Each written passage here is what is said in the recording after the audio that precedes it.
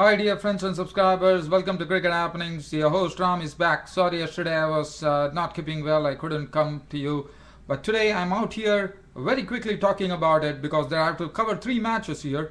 And unfortunately there won't be much details, but still I'll try my best. So let's head off towards the first match which has just finished here between India and England at the Sophia Gardens in Cardiff, where England have once again beaten India and left India with nothing to take back home. So India go back home without having a single victory under their belt in either in the test matches or the one-day series or the T20. A very pathetic performance from India, even though if you consider that they had a lot of injury problems. Well, it doesn't detract from the fact that India were the World Cup champions just months ago, and then you find them, a World Cup champion should already have some reserve talent. Well, that shows that India does not have the reserve talent, and this is what the result was. So India actually lost the series 3-0, and England won this match by 6 wickets in the Duckworth-Lewis method. And the hero today was Jonathan Bairstow, a young 21-year-old batsman who made his debut today and showed what a find he is for England by thrashing the ball to all parts of the ground, making 41. In fact, there was a time when Bopara and Bairstow were in the middle, 166 for 4 when Trott departed. After that, they lost no wickets. They actually, it was the young guy who showed a lot of temperament, and so confidently he played. He slammed 41 of 21 balls, 1 4 and 3 sixes in a very good partnership with Bopara when 3 overs of batting power play were there. Bopara contributing 37 of 22 balls, 3 fours and 1 6. He has always been very strong as far as the lower middle order is concerned. I thought he has become a sort of a very main person as far as the lower middle order is concerned, who held the innings together. But Jonathan Bairstow came in and slammed the ball to all parts of the ground. Slog swept a 6. In fact, the sixth ball itself, he had already hit a 6 over mid wicket. Then he reverse swept a 4. Then he hit one more slower ball from Vinay Kumar over the pickets for a 6. And what a find he is for England. England can do nothing wrong here. Jonathan Bairstow was named not a man of the match, not out on 41 of 21 balls with 1 4 and 3 6. Bopara remaining not out on 37 of 22 balls, 3 fours and 1 6. This was a Duckworth-Lewis method match actually with 10 balls remaining. In fact, Jonathan Bairstow made it so made it look so easy that he completed the thing with 34 overs were 34 overs were there and 241 to get. In fact, they got the 241 in 32.2 overs thanks to the young bloke from Yorkshire, Jonathan Bairstow, not out on 41 of 21 balls with 1 4 and 3 sixes. Bopara not out 37. Earlier in the order, Alistair Cook made 50 of 54 balls with 5 fours. Keith Wheater made 21 of 17 balls with 4 fours. Jonathan Trott and Ian Bell combined into a very good partnership. And they also, at times, they also started hitting with 2 sixes. In fact, Jonathan Trott hitting his first 6 in a one-day international. Remember that. 63 of 60 balls, 3 fours and 2 sixes. The ICC Cricketer of the Year. Ian Bell contributed 26 of 21 balls with 2 sixes. Everyone played there. 241 for 4. India made 304 while batting first. But before that, the bowling figures. Vinay Kumar 142, the 1 for 51 for RP Singh. I wouldn't really talk about the bowling figures, but there's no time with me right now. As far as India were concerned, India made 304 for 6. Even after making 304, they were not able to win the match because the rain coming in the equation and the Duckworth-Lewis method also coming in. For India, the only good thing that happened was Virat Kohli making a century. He was hit wicket bowled Swan for 107 of 93 balls, 9 fours and 1 6. Contributions coming in from Rahul Dravid playing his last one-day international. All the England fielders actually congratulated Dravid when he was out for 69 of 79 balls with 4 fours, and that was a very good gesture on the part of the England team, I thought. And then 26 coming from Rahane, 19 from Parthiv Patel, and Mahendra Singh Dhoni coming in and slamming a 50 of 26 balls, 5 fours and 2 6. It was not out, and India finished with 304 for 6 of their 50 overs. And as I said, this is the Duckworth-Lewis method. They won the match. They won the one-day series 3-0. India go back empty-handed. Jonathan Bairstow on ODI debut gets the man of the match, and he was also the player. He was the player of the match, and player of the series went to Mahendra Singh Dhoni for amassing a lot of runs. So that's some sort of saving grace for India, I would say.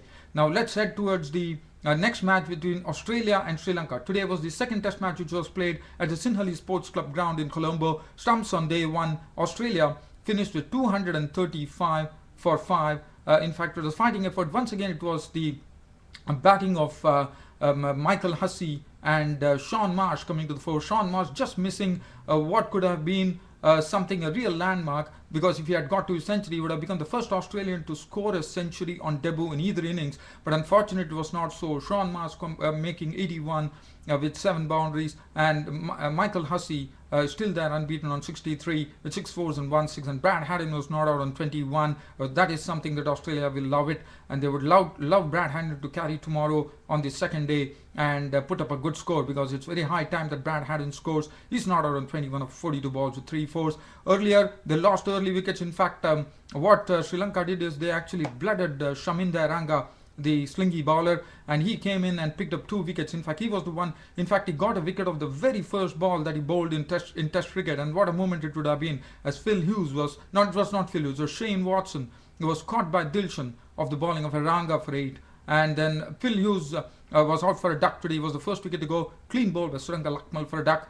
And Ricky Ponting came in and played some beautiful cover drives, pulled shots. He was looking real class there, but finally Lakmal got his wicket. He was out for 48 with 6 fours. And Michael Clarke once again failed, playing a very loose shot at a delivery from Eranga, giving him his second wicket, and Michael Clarke was not out on 6. And then it was the time 120 for 4. It was looking like Sri Lanka were really putting a stranglehold on Australia, but as you know, Marsh and Hussey have been in good form. They played well in the previous test, and they came to the fore once again, with Sean Marsh contributing 81 with 7 fours, and Michael Hussey, as I said, unbeaten on 63 at the end of day 1. Australia 235 for 5 at the end of the first day of the last final test between Sri Lanka and Australia, played at the Sinhalese Sports Club ground here in Colombo. And bowling figures, Velagadra none for 51, 2 for 39, Eranga 2 for 39 for Lakmal, and 2 for 52 for Shaminda Eranga, who made his debut today. Rangana had 1 for 60. They decided to drop Susan with off spinner Ajanta Mendes, the leg spinner, and that is the situation. Now I'm going to take you down to the the 2020 match, which was played between Pakistan and Zimbabwe. Pakistan totally dominated Zimbabwe. In fact, Pakistan made 198 for 4 in their 20 overs, with debuts today. A lot of debuts today for Ramiz Raja Jr., Isaac Chima made his T20 debut, Yasir Shah of Pakistan, the leg spinner, made his debut, and for Zimbabwe it was Kyle Jarvis who made his debut. Pakistan made 198 for 4 of their 20 overs. Mohammad Hafiz putting up an all-round performance by hitting 71 of 48 balls with 6 fours and 3 sixes, and then also doing first with the willow and then with the ball. 2.2 overs, no maiden, 4 wickets for 10 runs. Asad Shafiq contributing a very quick 38 of 23 balls, 6 fours and 1 6. Ramiz Raja Jr. impressed 23 of 27 balls with 2 fours. Umar Akmal was not out on 22 and 198 on balls. Sohail Tanvir made a very quick fire 17 of just 4 balls with 5 with 2 sixes, 2 massive sixes. 198 for 4 of their 20 overs. Pakistan making of the 20 overs, and bowling here, nothing much to really talk about as far as Zimbabwe were concerned. They were all out for 113. As I said, Mohammad Hafiz took 4 for 10, 1 for 10 for Saeed Ajmal, 2 wickets for Sohail Khan, 1 wicket for Sohail Tanvir, and 1 wicket for Isaac Chima. Well, for Zimbabwe, the only person who played there was Chamu Chibaba, who held the innings with 28 of 26 balls with 2 fours, and Chris Coventry came into the team. And I was very surprised that he was never there in the 50 overs one day internationals, but today he was there in the 2020. He made 30 of just 13 deliveries, 4 fours and 1 6. He was the highest scorer in the Zimbabwe innings, 113. After that, the only 4 people who went into double figures: Chibaba 28, Brendan Taylor, the captain, made 10, Masakadza made 12, and Chris Coventry making 30. All the others just contributing single figures, and that was all over. So just talking about this match, well, as I said, Pakistan totally dominated. So one more 2020 to go and it's all over. The series would be over. I think Pakistan have really dominated this series. The man of the match went to Mohammad Hafiz, for who is having a very great time, I would say.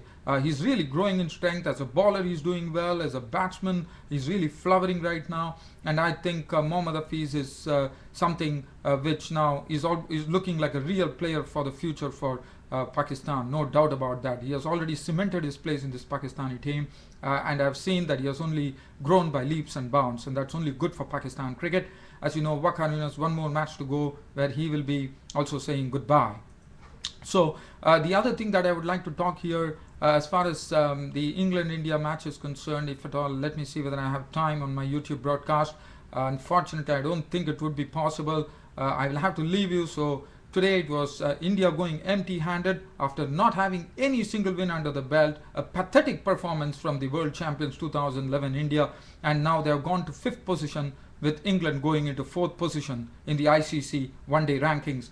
And Australia, as I said, tomorrow, Brad Haddin. I am really looking at Brad Haddin to really get some runs, because it's high time that he gets some runs under the belt. For Zimbabwe, they have one more 2020 match in which to really prove themselves against Pakistan. Other than that, I don't have anything else to share. Sorry, dear cricket fans, friends and subscribers.